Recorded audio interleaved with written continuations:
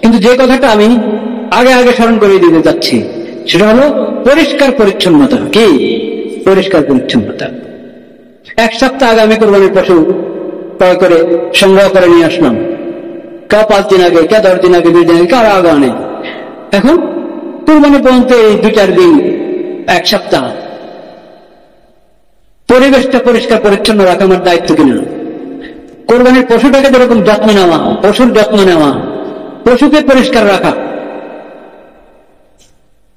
তাকে যত্নের সাথে পরিষ্কার জায়গায় রাখা, আর আবর্জনার কারণে চারদিক যাতে অপরিষ্কার না হয়ে থাকে সেজন্য পুরো খেয়াল রাখা, সেটা আমাদের দায়িত্ব।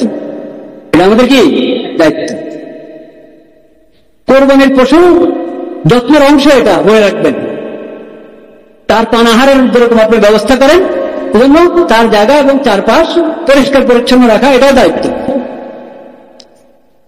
আর কোরবানির দিন, ওই দিন তো আরো বেশি বড় দায়িত্ব।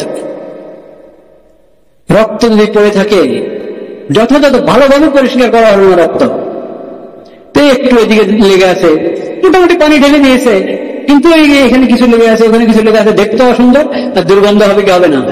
হবে, কঠিন দুর্গন্ধ।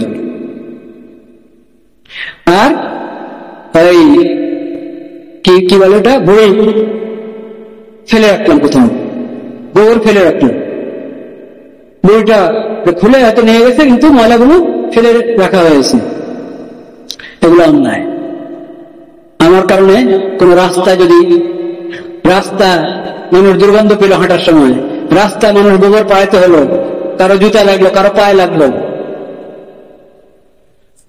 গ্যারেজটা ব্যবহার করা হয়েছে কিন্তু গ্যারেজটাকে একবার পুরো পরিষ্কার করে দুর্গন্ধ মুক্ত করে রাখলাম না, রাস্তা ব্যবহার করা হলো, রাস্তাটাকে ঠিক করলাম না, উঠান উদ্যান ওটা ব্যবহার করা হয়েছে কিন্তু ওটাকে পুরো পাকসাপ করে পরিষ্কার করে রাখলাম না, এবং ময়লাগুলো যথাযোগ্য স্থানে, নির্ধারিত স্থানে পৌঁছালাম না, রাখলাম না, এগুলো সব অন্যায়। সব কি অন্যায়?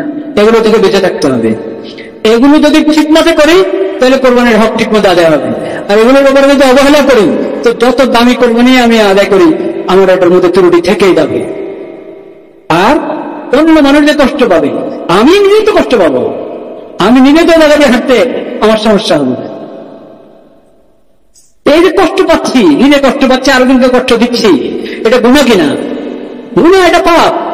তো করলাম একটা নেক আমল আল্লাহকে খুশি করার জন্য, কিন্তু আমাদের আগ পরে যা করা উচিত ছিল তা না করার কারণে মানুষ কষ্ট পাচ্ছে, আমি কষ্ট পাচ্ছি, চারপাশের লোকেরা কষ্ট পাচ্ছে, পথচারীরা কষ্ট পাচ্ছে। এইভাবে যে আমি আল্লাহকে নারাজ করলাম, তো আল্লাহ নিকট অর্জনের জন্য যে আমল করলাম সে আমলে কতটুক পেলাম, আর এই গুনাহ করে কতটুক হারালাম, ওটা যোগ বিয়োগ করা দরকার আছে কিনা? আল্লাহ তাআলা আমাদেরকে সমঝ দান করেন। ওয়া আখিরু দাওয়ানা আলহামদুলিল্লাহি রাব্বিল আলামিন।